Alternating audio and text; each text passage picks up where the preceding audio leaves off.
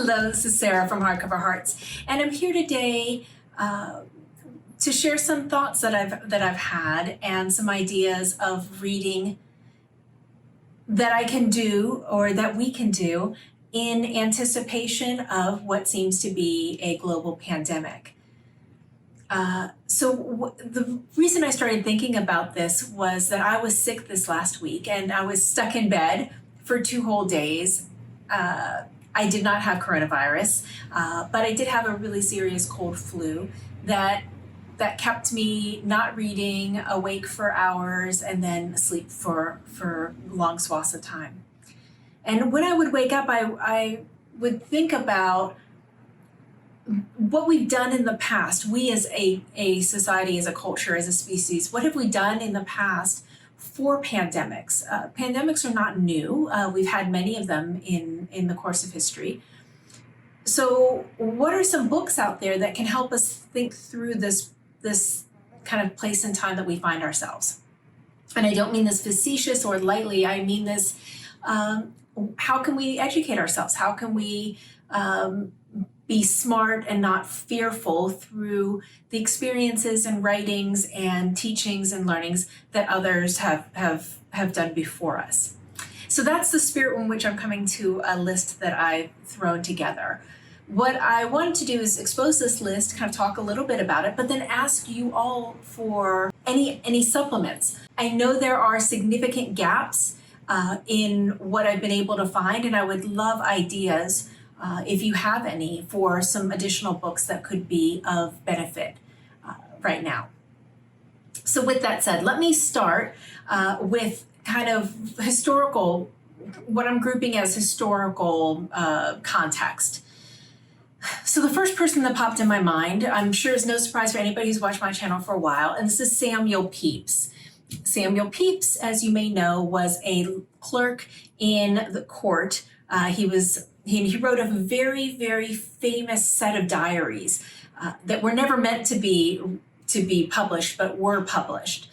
And because he was influential in the court and was around in these key times where 4 major things happened: the Restoration, the Dutch War, the Great Plague, and the Great Fire of 1666, all taking place in London, and he was in government, so to speak. He had awareness of what the approach was for these, what the magnitude of the disasters were, what the relief efforts looked like, how people were living in that time.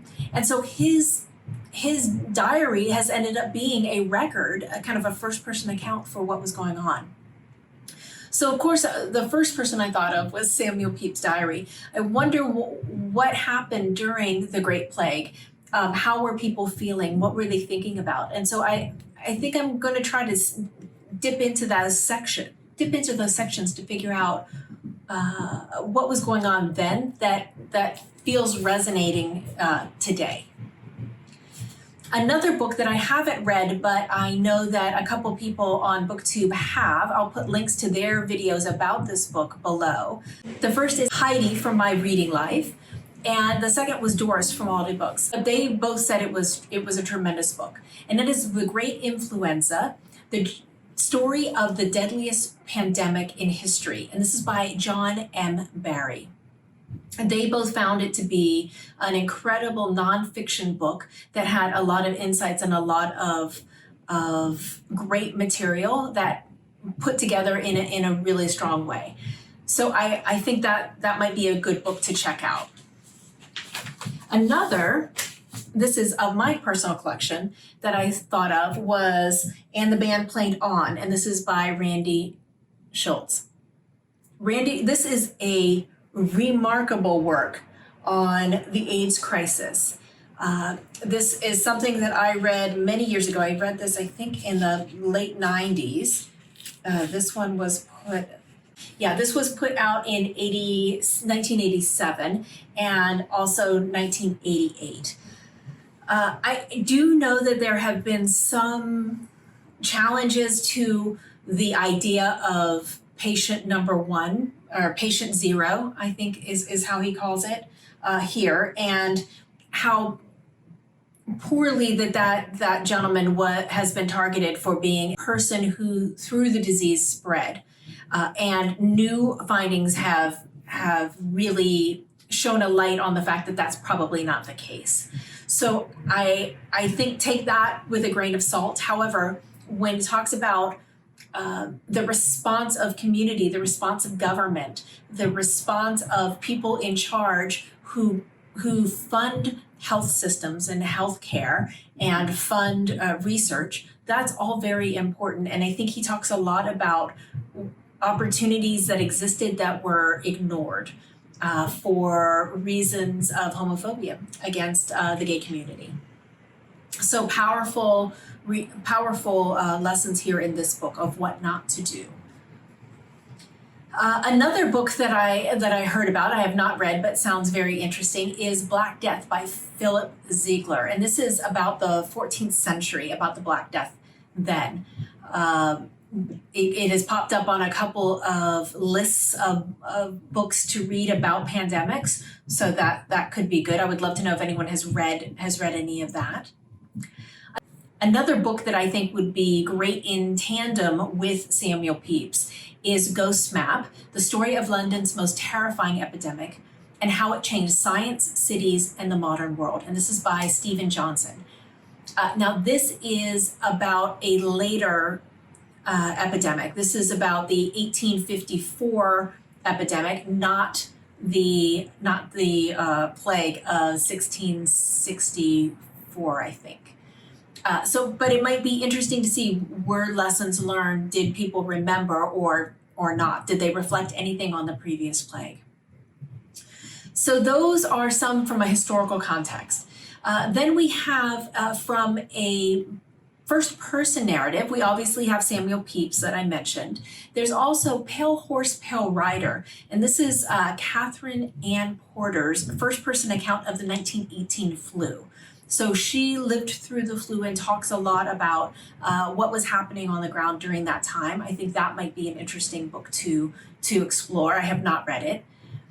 I've also heard of a biography called Mountains Beyond Mountains, and this is by Tracy Kidder.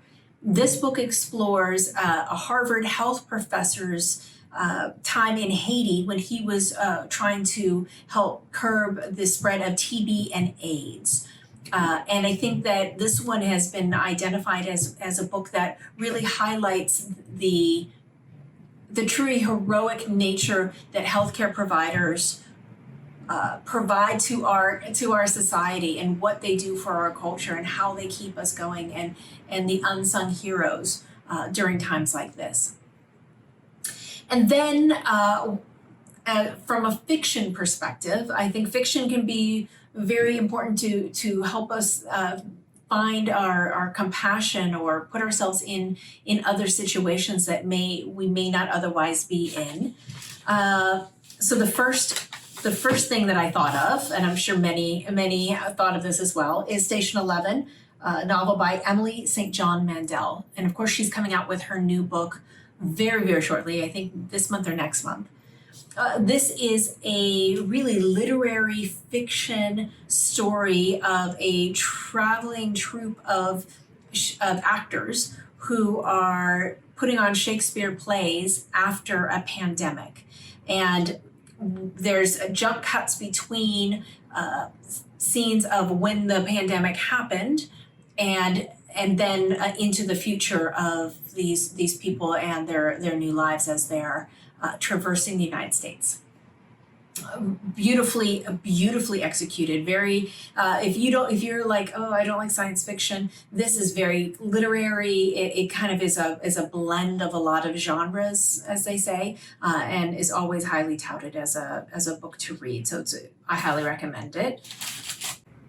I've heard good things about, but not read, Margaret Atwood's The Year of the Flood.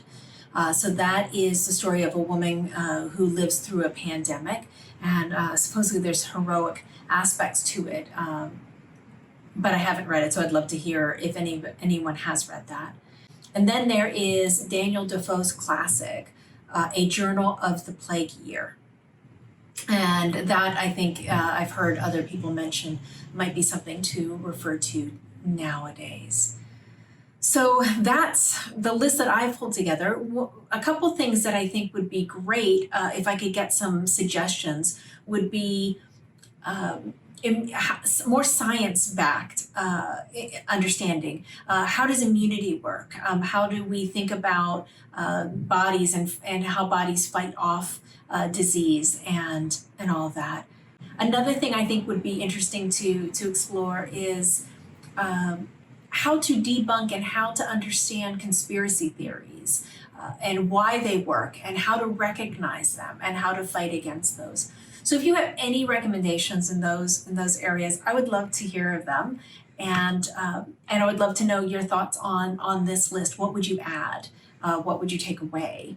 And most importantly, I hope everyone is safe, and not only that I think the biggest fear and the biggest challenge may not be to us personally, but will be to what happens in our system, what happens to the healthcare system if all of the beds fill up, what happens to our industry if people are not able to go to work in the service, specifically in the service sector.